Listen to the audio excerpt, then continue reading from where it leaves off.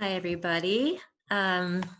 So I'm going to continue on from the uh, first slide show on t-test to the next one onto the independent sample t-test.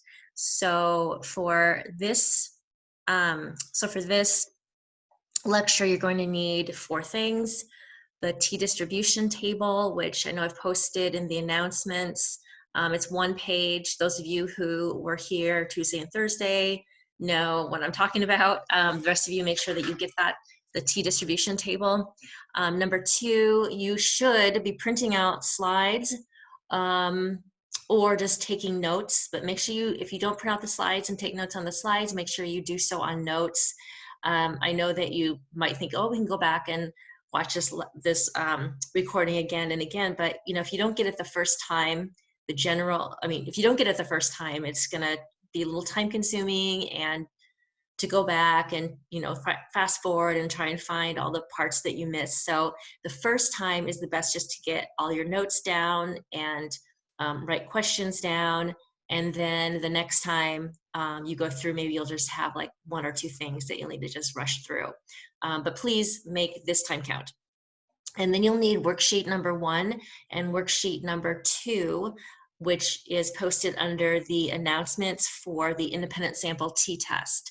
So the independent sample t-test is one announcement, and you should have all of these items: the t-distribution table, the PowerPoint slides, worksheet number 1 and worksheet number 2.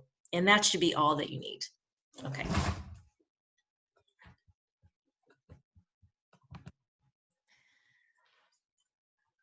So I am going to walk through today the independent t-test. We're going to focus mostly on kind of using the actual hypothesis test and the calculation of this particular t-test as the foundation, and then we'll kind of throw in some conceptual stuff with that as well. But like I explained in the first lecture, I want to keep this as simple and short as I can for you. So let's go ahead.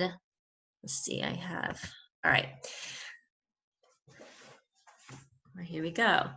Okay, so independent sample t. Well, the single sample t and independent measures and independent t. So one thing I want to point out is that I will probably refer to this particular t-test in a couple ways.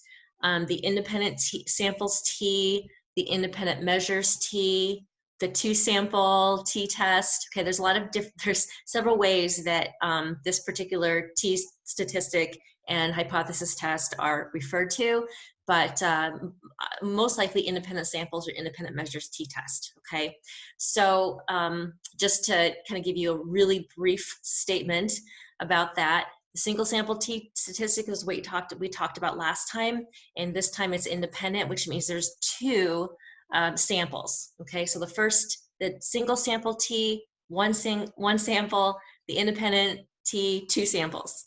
Okay, so these are just some comparisons as far as some of the symbols and some of the calculations and formulas.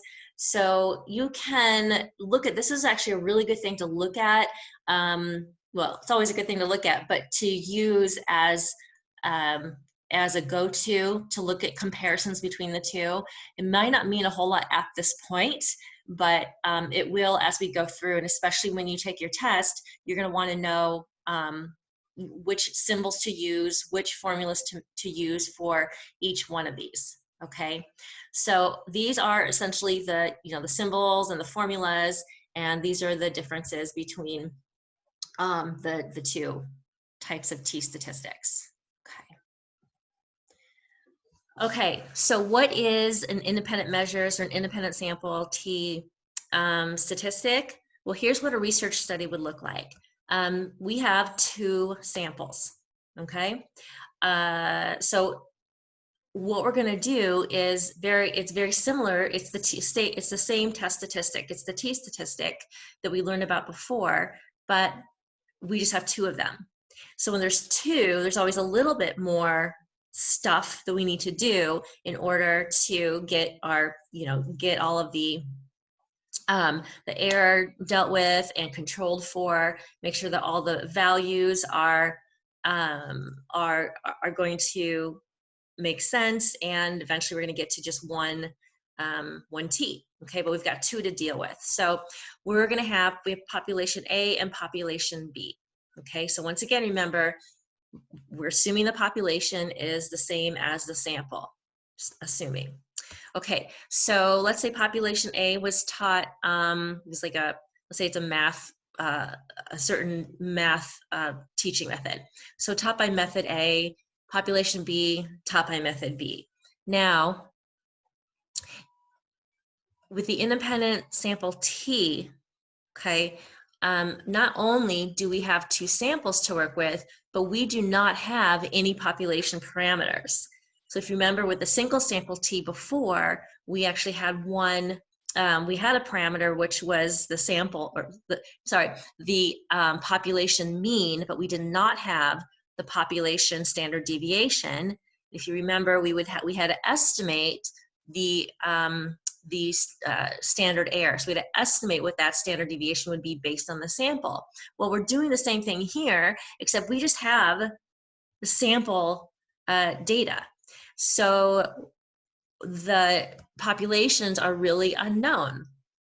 The population mean and standard deviation are unknown in both of these populations or samples. And so of course we're going to take sample A and sample B, so just a piece of each of these populations. Okay, so what are we going to do if we don't have the mean for the population? Well, we're going to use the samples to make estimations. So we're going to we're going to still calculate the sample means, the end, and we're going to try to generalize that back to the population, except that we don't have that population set already, so we don't really know. We hope that we're going to be close to the population, but even if we're not,